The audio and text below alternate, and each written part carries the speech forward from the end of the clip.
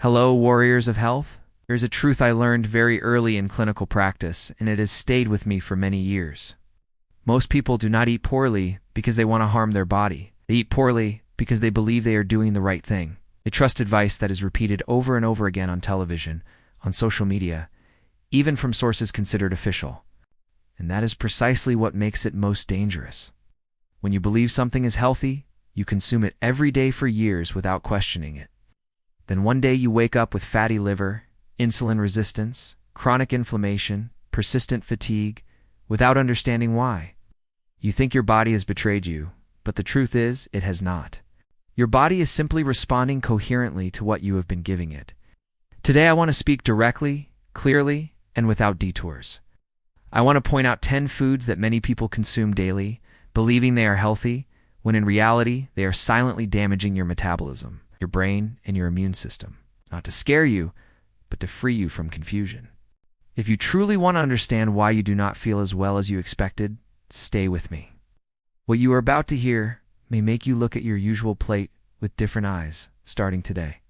Food number 1 is processed meats, cold cuts, deli meats like ham, sausages, salami, and prosciutto. They're very common and are often criticized for their salt content, but salt is not the main problem.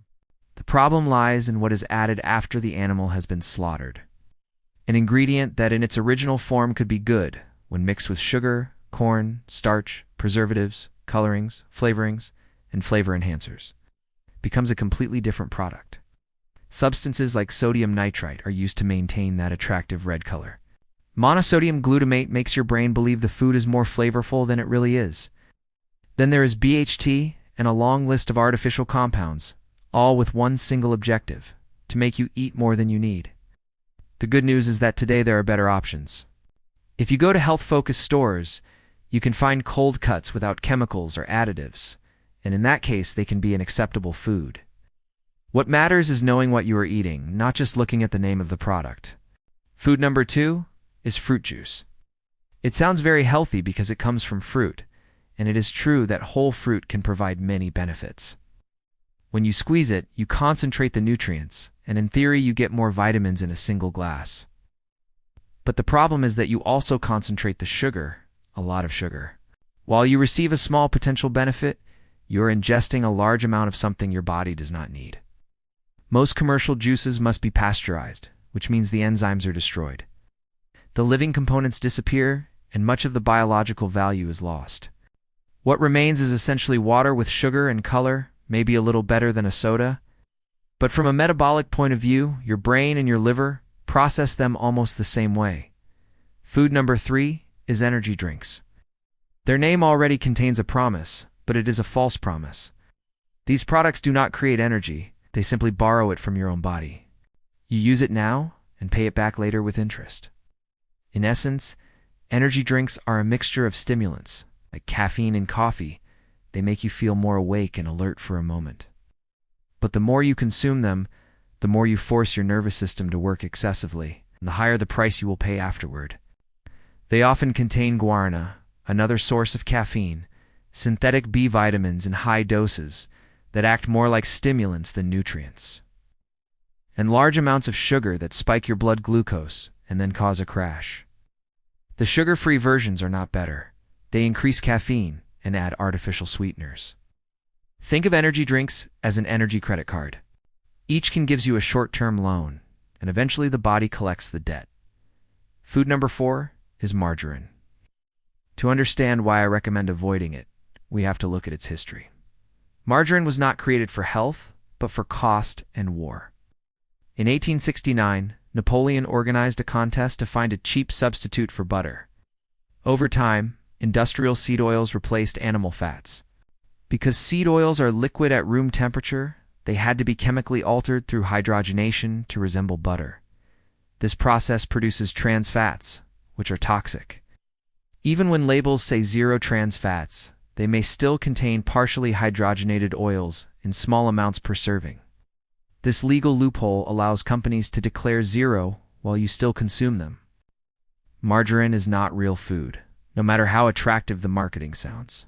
Food number 5 is fake maple syrup. Real maple syrup is relatively natural, though still sugar and not meant for daily consumption. But most syrups on supermarket shelves are refined sugar or high fructose corn syrup with artificial flavors and colors. Sugar-free versions often contain sorbitol, cellulose, caramel coloring, and artificial flavorings. These products are designed to trick your taste buds, not nourish your body. Many also contain added phosphates, which in excess can disrupt mineral balance and weaken bones over time. If it is not real maple syrup used very occasionally, it is best avoided. Food number 6 is bagged potato chips. The issue is not just salt, fat, or calories. Chips are engineered to be addictive. You rarely stop after a few.